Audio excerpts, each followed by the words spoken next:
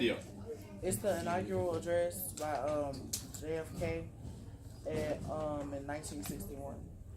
Great. Okay. Let's go. All right. Go for it.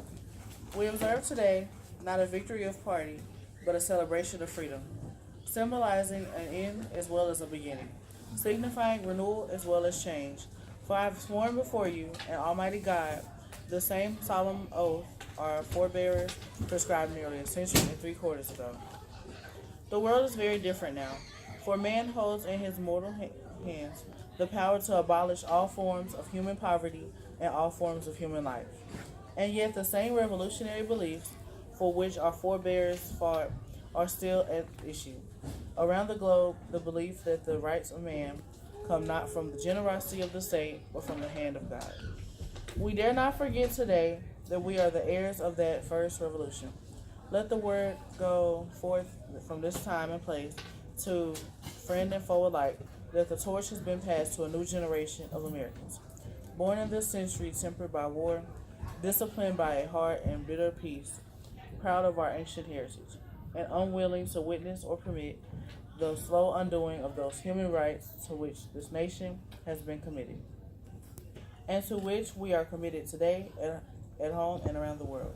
Let every nation know, whether it wishes us well or ill, that we shall pay any price, bear any burden, meet any hardship, support any friend, oppose any foe, to assure the survival and the success of liberty. This we pledge and more. To those old allies whose cultural and spiritual origins we share, we pledge the loyalty of faithful friends.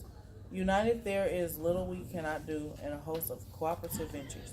Divided, there is little we can do, for we dare not meet a powerful challenge at odds and split asunder.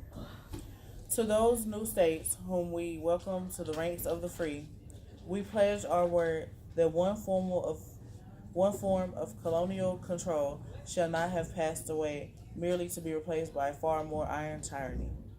We shall not always expect to find them supporting our view, but we shall always hope to find them strongly supporting their own freedom, and to remember that, in the past, those who foolishly sought power by riding the back of the tiger ended up inside.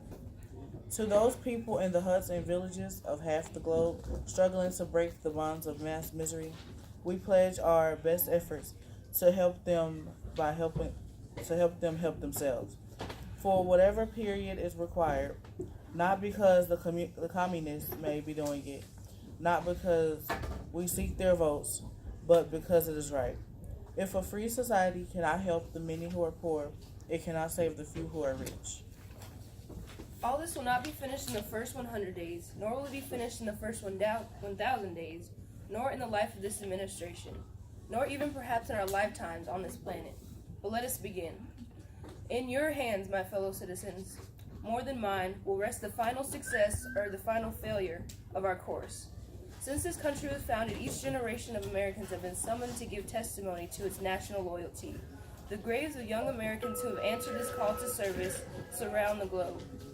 Now the trumpet sounds us again, not as a call to bear arms, though arms we need, not as a call to battle, though embattled we are, but a call to bear the burden of a long twilight struggle, year in and year out, rejoicing in hope, patient in tribulation, a struggle against the common enemies of man, tyranny, poverty, disease, and war itself.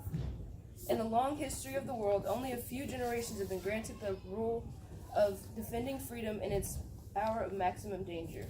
I do not shrink from this responsibility. I welcome it. I do not believe that any of us would trade places with any other people in any other generation. The energy, the faith, the dedication which we bring to this endeavor will light our country and all who serve it, and the glow from this light will continue to truly light the world. And so, my fellow Americans, ask not what your country can do for you, but what you can do for your country.